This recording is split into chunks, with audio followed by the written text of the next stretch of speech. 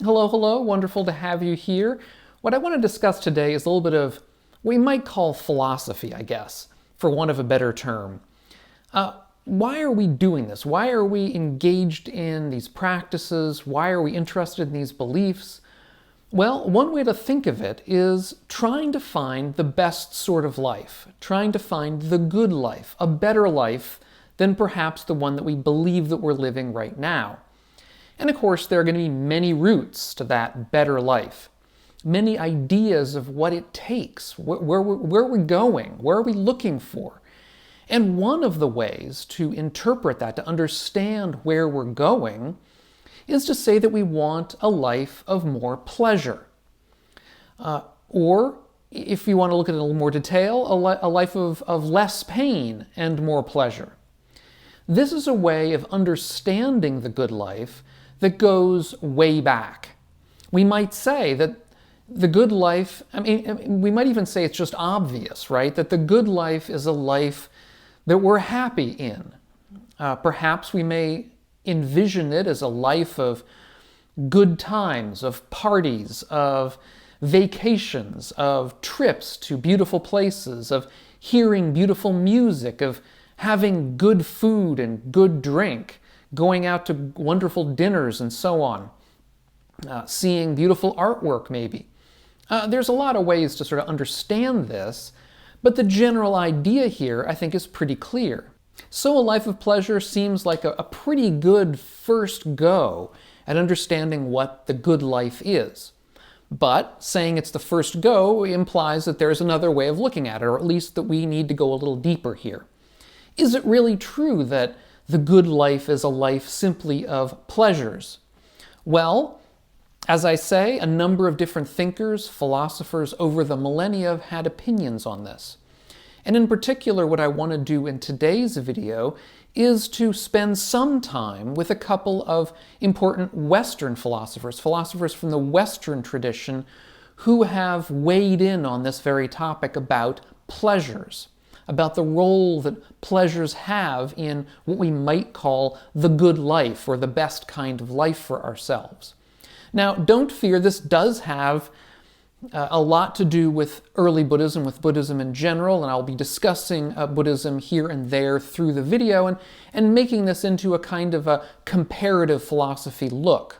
So for many Western thinkers, the idea of it's known as meta-ethics, not just ethics or morality, but the study of the ethics itself that's important. In particular, one topic of the foundation of ethics. Where does ethics come from? What justifies our ethical intuitions? In other words, we all have differing opinions about what's good and bad, what's right and wrong. Well, what is it that makes one person's opinion right and another person's wrong, if there is something? And if there isn't anything, that's a different kind of viewpoint. So in any event, one major interest in the Western tradition is to try to foundationalize ethical thinking. One classical way of doing this comes from Plato, which he's sort of the father of Western philosophy. His idea was that we sort of intuited, that it was a sort of a mental process, that we intuited these ethical truths through what's known as the form of the good. That by rational thought we could intuit this form of the good, this kind of abstract, eternal truth that was out there, that we could come to know. However, a number of Western thinkers in this Western tradition, were somewhat skeptical of Plato's understanding of ethics and weren't so sure that we could really intuit this kind of abstract notion of the good. And so what they wanted to do was to ground ethics in other ways, foundationalize ethics in other ways. And in particular, one way to do this is to look at things that we can actually see around us and experience in our own lives, such as pleasures and pains.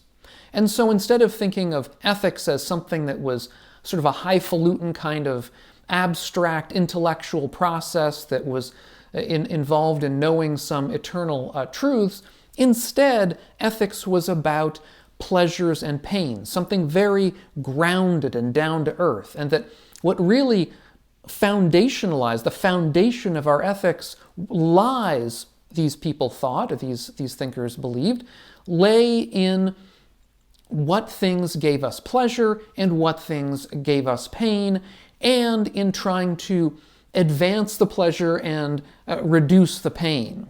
Indeed, the Buddha himself is reputed to have said that the whole of the Dharma, basically all that he taught, was about reducing pain. In particular, what he said was, "In the past as today, what I describe is suffering and the cessation of suffering." So from that way of looking at it, the Buddha is somewhat in this camp, that again, understanding that particular phrase or that particular sentence in early Buddhism, we may come to the belief that the Buddha himself was saying that the point of Buddhist practice, the whole point of the Dharma, was to explain suffering and to eliminate it eventually, as we might find in the Four Noble Truths. Now, in the past, I've talked in some videos about Stoicism and how Stoicism is similar to Buddhism in certain respects and different in others. I've done comparative videos about Stoicism. I'll leave links to those videos down below in case you haven't seen them. Today, though, the first person I want to talk about is a man named Epicurus, who was an ancient Greek philosopher whose Epicureanism was kind of a rival to Stoicism. They were similar in many respects, Epicureanism and Stoicism, and again, different in other respects. But Epicureanism as well, and the person of Epicurus, his ideas were similar to those of Buddhism in ways that I want to describe in this video. So Epicurus taught, in a nutshell, that the end and aim of life, of human life, was in the promotion of pleasure and the eradication of pain. Now, put in that way, so baldly, it sounds a bit too strong, right? It sounds as though he's saying that all we're here on this world to do is sort of pile up pleasures one after the other, perhaps spend our lives partying or something like that. And that was not what he intended. How do we get at this? Well, we get at the understanding of what he was really after by seeing that what Epicurus argued for was that there was, in particular, a hierarchy of pleasures. That is to say, there were certain pleasures that were greater than others. Not simply in the sense that certain pleasures were more intense than others, but rather that certain pleasures were more ethically and spiritually profound than others. And these more profound pleasures, they were the ones that we really should be looking towards. They were the ones that we really were on this world to pursue. And in order to get something of the flavor of Epicurus's philosophy, I think it's best to actually quote a short passage, a famous one, from his letter to Menoeceus, where he describes his approach to these different kinds of pleasure. This is what he says. He says, "When we say then that pleasure is the end and aim, we do not mean the pleasures of the prodigal." By that he means sort of extravagant indulgences. Or the pleasures of sensuality, as were understood to do by some through ignorance, prejudice, or willful misrepresentation. That is to say, Epicurus's competitors claim that he thinks this, but he doesn't. He goes on, "By pleasure we mean the absence of pain in the body and of trouble in the soul. It is not an unbroken succession of drinking bouts and of merrymaking, not sexual love, not the enjoyment of the fish and other delicacies of a luxurious table, which produce a pleasant life. It is sober reasoning, searching out the grounds of every choice and avoidance, and banishing those beliefs through which the greatest disturbances take possession of the soul." So here I think we can see that Epicurus is arguing for what we might term a kind of a middle way between the excesses of indulgence on the one hand, that he does not believe constitute real pleasure, and the excesses on the other hand of, we might say, asceticism, that he doesn't believe are really appropriate either. It's this middle way that he describes as typified by this kind of sober reasoning that we go through in order to find which of our beliefs are true and which false, which are leading us in better directions, which in worse directions, and trying thereby to sort of minimize our physical suffering, yes, but our mental suffering more importantly. And here I think we can begin to see that for Epicurus, it's mental suffering, or he describes suffering of the soul, that's how he would describe it, but in any event, mental suffering, that is more important than the physical suffering of the body. And that the point of practice, therefore, is to lessen our mental suffering, in part by giving up our worries and fears about things that don't really matter. Now, one famous thing that he believes doesn't really matter is death. Epicurus very famously had an argument that we should not fear death, that when death is around, in other words, when we're dead, we're no longer here. We don't experience anything. And while we're here, while we're experiencing things, death is not here. In other words, we're not dead. And so there's nothing to fear because so long as we're here fearing things, we're not dead. The point that we're making here is that he held that there was a strong division, at least morally in a certain respect, between the body and the soul or the mind. Pleasures of the body, pains of the body were really less important. They were of a lesser value. But the pleasures and pains of the mind were of great value. And so the point of practice is to lessen the pains of the mind and to bring our mind to a place of true calm and peace, known as ataraxy, in which we were in a place of complete mental tranquility and lack of mental disturbance. That was the true pleasure that Epicurus saw, and there are indeed many similarities between this view and the view that we find in early Buddhism. Now to turn to our second thinker, the 19th century British philosopher John Stuart Mill. He also put forward a view of ethics that we might term a sort of a latter-day, sort of modern Epicureanism, in that he looked to ground ethics, ground morality in things that produce the most pleasure and reduce the most pain for the largest number of people. And this ethical theory, some of you will know, is called utilitarianism. The idea being that the right thing to do in any given situation is the thing that maximizes pleasure and minimizes pain, for the largest number. This is a very broad generalization, but that's the general idea of utilitarianism. However, for Mill as well, there was a hierarchy of pleasures. That is to say, when we want to look at the details of this ethical theory, it's not simply any pleasure that's important to maximize, but certain ones in particular. As he says, some kinds of pleasure are more desirable and more valuable than others. Now, I'm not going to go into all of the depth of John Stuart Mill's ideas here. They're not really important for the purposes of this video, but the general idea here is, once again, as with Epicurus, for John Stuart Mill, the mental pleasures were the more important and the physical pleasures were less important.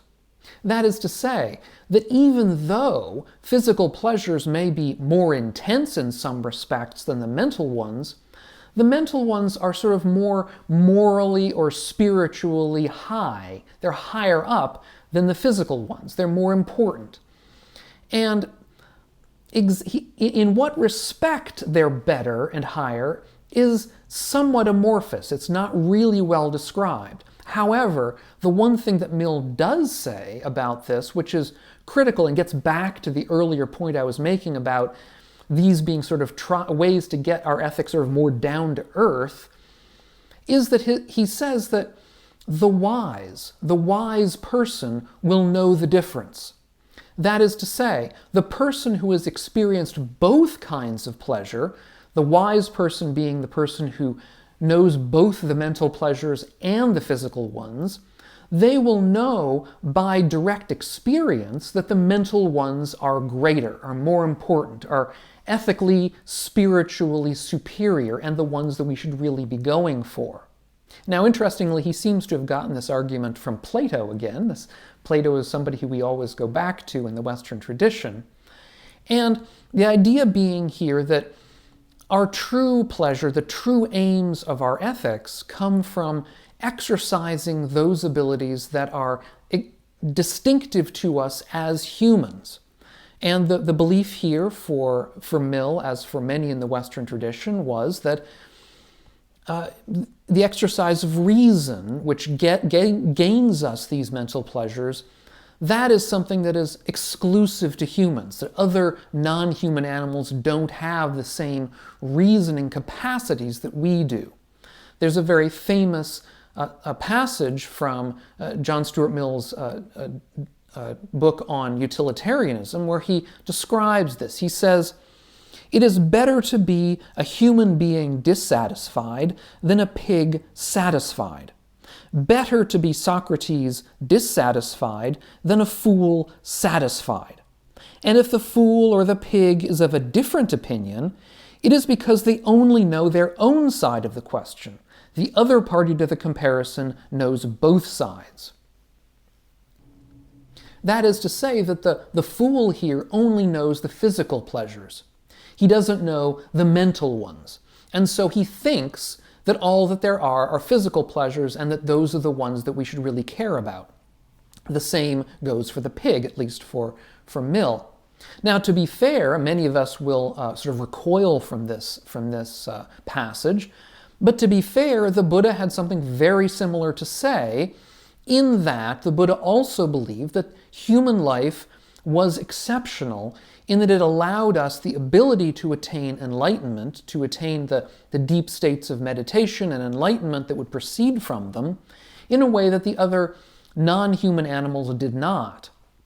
That is, that humans had intellectual and emotional and spiritual capacities to gain enlightenment that, let's say, the pig did not.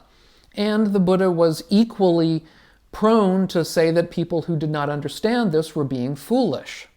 Importantly, though, Mill did believe, or seems to have believed here in this passage we just read, that this capacity for pleasure in humans was attended with discontent. That is to say that the true human pleasure, this mental pleasure that humans can attain, this intellectual pleasure, which is what he really kind of believed that it was, this was a somewhat discontented pleasure. And we get that idea here in this passage from Socrates, his mention of Socrates discontented. And the picture here we have to understand from this passage is that within the Western tradition, Socrates is looked up to as kind of the sage, with a capital S, the preeminent person in wisdom, the wisest of all the Greeks. That's generally how he comes down to us, again, in the Western tradition.